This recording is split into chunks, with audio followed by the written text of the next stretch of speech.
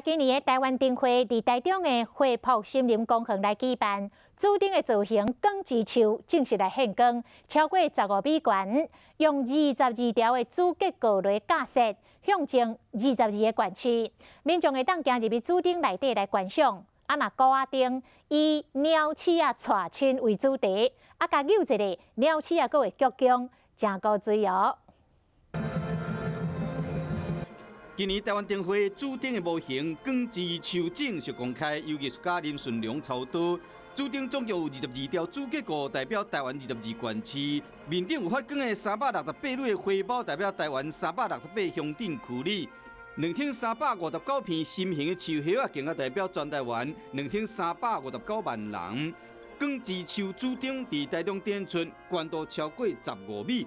2月7、8元宵伫台中恢复森林分区的正式点灯。尤其这次主灯，你是可以接近走进去，啊，然后随着里面的这个光影的这个变化，啊，包括从明月高挂，好到旭日东升。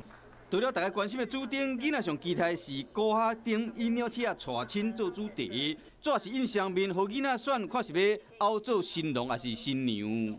小朋友在拿的时候呢，他可以互相的鞠躬、拜堂，或者是动快一点的时候呢，就很像在跟大家拜年恭喜。